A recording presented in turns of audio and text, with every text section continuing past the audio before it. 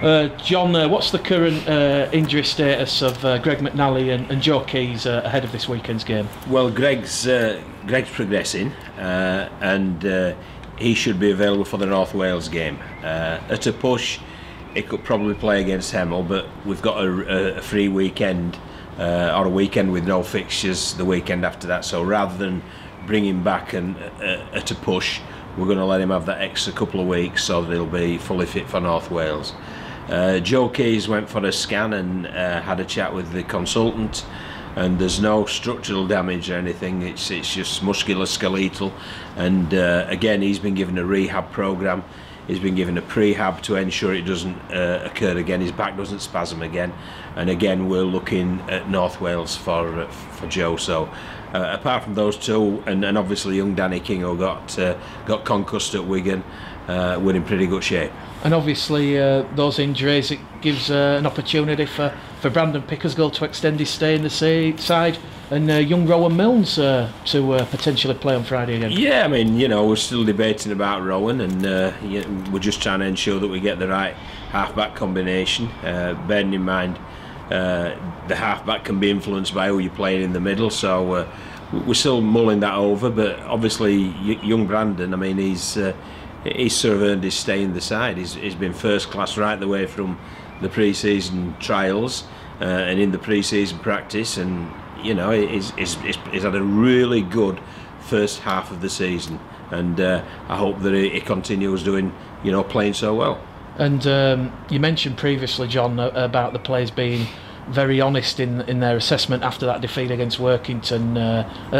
Has there been a similar sort of response after, you know, a bit of a scrappy performance against the London Scholars? Yeah, it was more to do with our defensive work, because you know, we conceded 3 tries, and one try they stripped us for numbers, which is fair credit to them, because that's what we attempt to do to the opposition, and they did it to us and succeeded. But the other 2 were pretty scruffy, and they weren't Bradford-like, if you understand what I mean. We didn't make them earn those points, and that really irked me, and I think it's upset 1 or 2 of the players as well, especially the bigger blokes in the middle.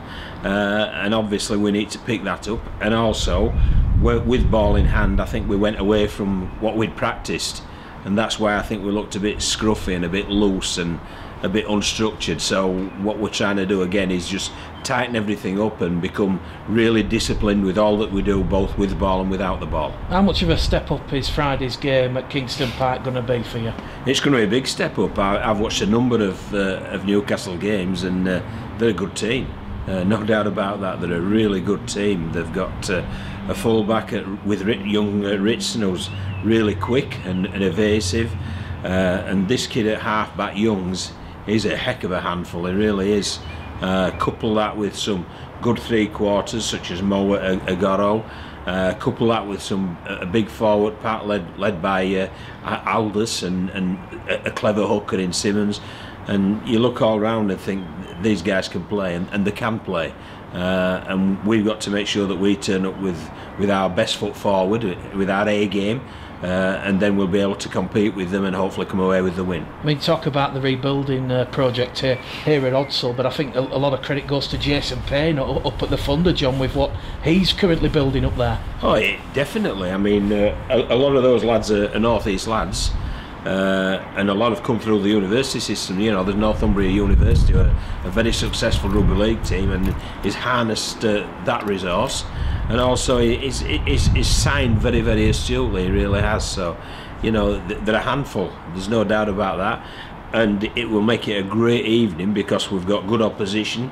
There's going to be a big crowd. There's going to be loads, as there always is, of Bradford fans, but there's going to be loads of Super League fans there as well, who'll be whetting their appetite before the Magic weekend. So I just think Friday's going to be a great evening for all concerned. I mean, just touching on the crowd, John, when you've gone to York, to Keighley, to Doncaster, you've enjoyed having the Bull supporters behind you. It's going to be slightly different perhaps on Friday, with a couple of those Super League supporters who bought tickets perhaps deciding to cheer on the home side at Newcastle. It could be a bit of a hostile atmosphere against the Bulls. No, I don't think so. I think the Bradford fans will outnumber, you know, the other fans basically. I'm really confident that once again they'll get behind us and they'll be our 18th man. But no, it's not only away from home though, Mick. I think at home they've been great. You know, I think most people expected us to do a number on West Wales. We did a number on West Wales, and there's 3,500 folk watching it. Well, if you look at that and you look at some of the Challenge Cup attendances this last weekend, you think that there really is something good happening here at Odsal.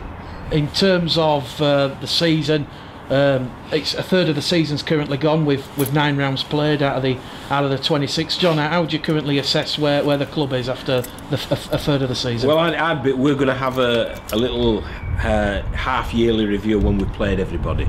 So I'd sooner leave it until we've played everybody once, because I think once you've played everybody once, you can measure yourself against them, and you've got a better idea of what's coming up. So, I'll leave it after the Whitehaven game, but up to now, I don't think anybody who's connected with the club can be anything but pleased with how it's going. But obviously, and I don't just mean at first team level, I mean with players coming through the academy, with the experiment with the reserve, that's gone well. So everybody's got to be happy how it's going. But it's a season-long thing that we're after, and as I say, we'll review it after half a season, reset our goals, and hopefully at the end of the season we're all shaking each other's hands and feeling that it's a job well done. There's perhaps a bit of concern for Ellie Minchella after the recent game against the London Scholars with a hamstring. Is he short? No, he's fine. He's Ellie. I mean, the biggest. I mean, he had a heck of a graze on the side of his head. That was the biggest concern for me, was from one of those tip tackles, and I watched the Challenge Cup games at the weekend, and I see actions taken against them for what I feel were lesser sins, shall we say, and so you just worry, because all I want the Bradford players protected so that they can do what they do best, and that's play rugby league. And just finally, John, it was announced last week that the Welsh international calendar's been set for the end of the season, the Rugby League European Championships. I mean, that's got to excite you. Yeah, yes, but it's like anything else. When you're embroiled in something, you're certainly totally focused on that. But you've got to keep half an eye on that, because you've got to have sort of preliminary meetings again to see who's available and to see how your squad's looking. But yes, it is exciting, and yes, I am looking forward to it, but it's only a half look forward to it, if you understand the meaning, because at the minute it's all about the Bulls and reaching first of all the half season, and then obviously round 26. I mean, Newcastle, John, they've announced this morning on Twitter over 3,000 tickets sold.